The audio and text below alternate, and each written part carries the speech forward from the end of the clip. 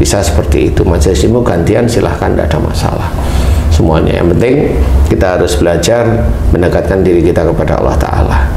Ya, ada majelis ilmu, ilmu beneran, fikih atau bacaan atau banyak macam lah. Ya, itu silahkan didatengin, silahkan. Tapi juga mempertimbangkan hal yang lain ya. Insya Allah seperti itu. Pak Ustadz, ini mau tanya sedikit, berkumpul dengan orang-orang soleh itu apakah selalu dengan orang-orang majelis ilmu atau tempatnya di masjid, atau kalau di kantor itu bagaimana tuh Pak? Bisa nggak seperti itu Pak Ustadz?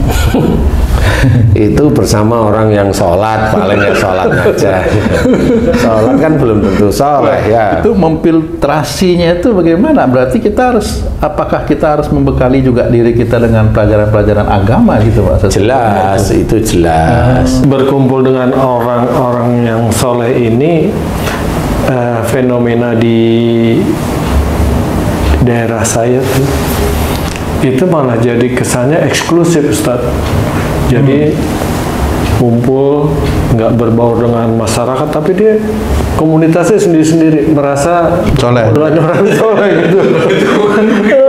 Jadi merasa dirinya jadi lebih baik dari yang lain gitu.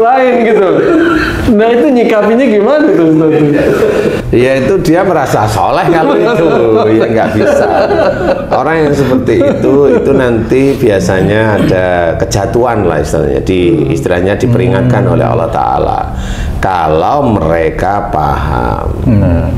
Jadi kalau sesuatu diperingatkan oleh Allah Ta'ala, itu kan mereka yang merasa dirinya soleh. Ya tidak bisa. Soleh itu di mata Allah itu sulit sekali, sulit sekali soleh di mata Allah itu sulit sekali. Dia hanya merasa soleh aja, jadi merasa lingkungan atau lingkupnya dia itu soleh, nggak bisa seperti itu. Secara syariat udah lebih baik dari yang lain menurut dia kan gitu. Nggak bisa seperti itu. Namanya orang yang soleh itu malah berbaur dengan orang biasa. Seperti Rasulullah itu apa? Lebih baik dia dengan lebih baik daripada Rasul dia dengan bergerombol gitu kan? Enggak juga. Rasulullah itu enggak bergaul dengan semua orang, dengan orang kafir juga bergaul kan begitu. Dia mau apa coba? Lingkungannya banyak yang muslim, dia nggak mau bergaul lah. Itu kan bukan umatnya Rasul kalau begitu. Kan jelas sekali, tidak bisa seperti itu gitu. Jadi harus belajar memahami. Kalau yang kita sendiri itu umatnya Rasulullah, ya kita ikutin, mencontoh dari Rasulullah. Rasulullah itu dengan orang kafir selama tidak berperang aja masih muamalah tetap diterapkan kok, tetap baik seperti itu. Apalagi lingkungannya itu muslim, malah dia gerombol sendiri lah kan, jadi lucu. Membentuk kelompok lucu kalau saya itu ya. Kelompok lucu. Nah itu tidak boleh seperti itu, tidak boleh. Tapi kalau dia membolehkan untuk diri sendiri ya monggo aja kan gitu ya. Monggo aja. Jadi harus difahami. Jadi harusnya kalau dia kelompoknya itu ya itu. Kemudian kalau dia mau bekerja apa? Dia jualan. Harusnya dia jualan untuk kelompoknya dia sendiri. Seperti itu. Jangan jualan dengan orang lain harusnya. ya seperti itu. Jangan yang langgan. Nanti kalau dia ke sana naik apa? Naik motor, ada naik mobil loh. Jangan. Bahkan tetangga sebelah rumah sendiri nggak ditemenin. Ya nggak boleh ya seperti itu, tidak boleh ya, karena emang Rasul tidak mengajarkan seperti itu, tidak mengajarkan. Sehingga kita harus memahami, istilahnya kalau ada orang Badui atau bertanya pada Rasulullah tadi jawab, ya kan begitu ya, dijawab berarti memang Rasulullah itu kan terbuka dengan semua hamba-hamba Allah itu kan terbuka ya sebenarnya. Jadi harus kita pahami, jangan seperti itu, jangan merasa eksklusif ya, nggak bisa. Dia merasa soleh, itu kan lucu jadinya ya. Jadi terus sholat, kalau dia sholat Jumat di mana dia? Dia bikin masjid sendiri kali ya. Iya nggak boleh seperti itu. Dia juga sholat di masjid orang lain kan gitu ya. Janganlah begitu, harus berpikir yang baik lah, berpikir yang baik.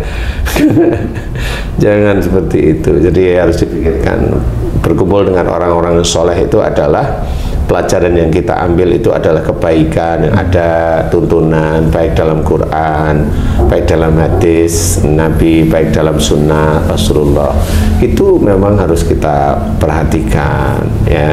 Jadi tetaplah kita berkumpul dengan orang-orang yang soleh, walaupun itu di mata kita manusia itu soleh ya, tapi kalau soleh di hadapan Allah Ta'ala sulit sekali.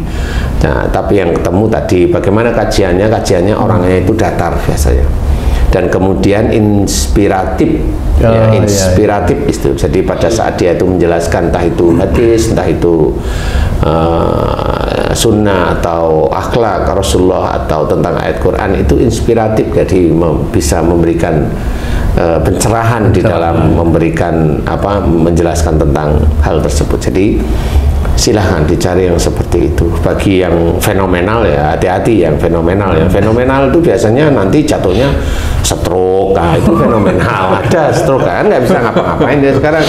Ya, itu fenomenal ya. Janganlah kan gitu ya. Nanti kan kelihatan dia banyak orang yang suka. Nah, sekarang stroke gimana coba? Karena kembali lagi sakit lagi ya. Sakit dari mana?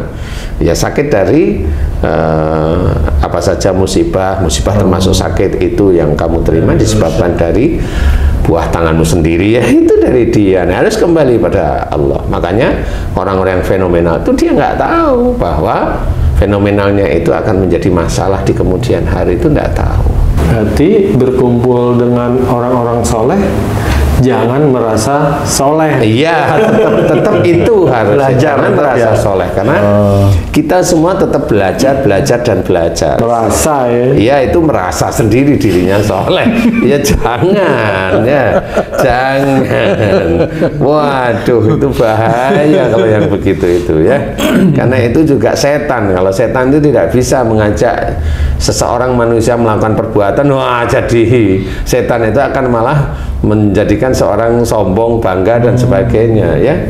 Tidak boleh ya. Marilah kita berusaha menjadi soleh di hadapan Allah Ta'ala, walaupun itu sulit tetap kita kerjakan sunnah-sunnah Rasulullah, kemudian apa yang dalam Quran, kemudian apa yang dalam hadis kita kerjakan ya. Belajar semata-mata kebaikan-kebaikan menurut syariat itu tetap kita lakukan lillahi ta'ala, mencari ridha Allah lillahi ta'ala terus-menerus, agar memang itulah yang akan menjadikan ketakwaan kita pada Allah Ta'ala, sehingga nanti mudah-mudahan Allah memberikan rahmat kepada kita. Nah, rahmat itulah yang nanti mudah-mudahan menuntun kita diizinkan bisa masuk surga, insyaallah. Wallahu a'lam.